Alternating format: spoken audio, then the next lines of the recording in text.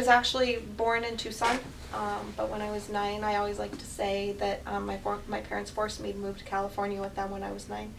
I wasn't a huge fan of California. So I was basically raised in California, grew up in the Long Beach area near LA, went to school at Cal State Long Beach. I actually have a degree in home economics, child development, and family studies. Whoosh. Moved to San Diego not long after I got my bachelor's degree for a master's degree that I never finished. Didn't like the program so much, so I didn't do it. Met my husband, had 2 amazing kids when we got married. He said, we're moving to Montana one day, so one day time was right, so I moved here, and here I am. What drew me to the mining museum was that they were hiring for a seasonal position. It sounded like fun. I always joke when I got the position at a history museum. I was hired in 2010 as a seasonal education director. And that's kind of what drew me. I was substituting at the time. I was kind of contemplating going and getting my teaching credential in Montana. And so I was just looking for something to help pay the bills during the summer that was part-time because I had 2 little kids at home and wanted to spend time with them. And I got the job somehow. And I joked, I called my dad first thing. My dad has a master's or something in history. He's always loved history. And I hated history. I avoided history as much as I possibly could all of my school years, and I got a job at a history museum. And I called Dad, and it was a little ironic, and but it's been a great job, and I have a newfound interest in history.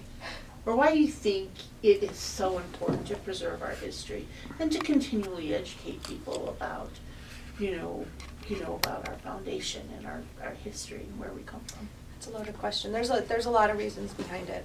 History does tend to repeat itself. We can certainly, the old cliche, we can learn from the past.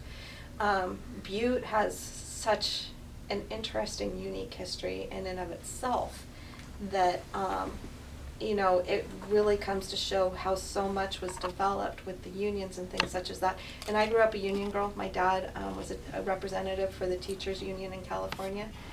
Pretty much all of my life, so that was deeply embedded. So coming to Butte and starting to learn, the 8-hour day and things such as that, where that came from. And I just, all around, it's important. So much of what we do today is based on the past. We can learn from the past. We can grow from the past. And I just think it's important for everyone to see that. You said you started as a part-time seasonal position, to today you're the executive director. So how obviously there have been changes in your role. Can you kind of speak on that a little bit? How that has evolved and changed over the years? So I started as, like I said, seasonal educational director, so basically working April through October when we were open, running the education department, running some workshops and stuff, and I did that for a few years. And then our curator at the time retired. And so that left an opening. We had somebody taking care of the photos, and our director at the time asked me to take over collections, which I was excited to do. I was excited to learn a little bit more, grow a little bit more, and it was more hours. At that point, the girls were a little bit older, so I had some more free time. And then not long after that, our photo archivist moved out of the area. She went to go to school in another state, so I took over as curator. And then, which was fun. It was a very short stint as curator. And then our director found a position at the time and moved on. And so, and this was in December. And so I took over as interim director because somebody had to run the place. There was only a few of us there at the time.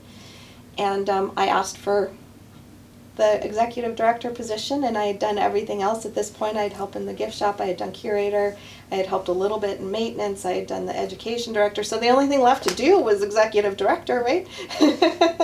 And so in 2015, January 1st was when I was interim, but they hired me as director, and here I am today.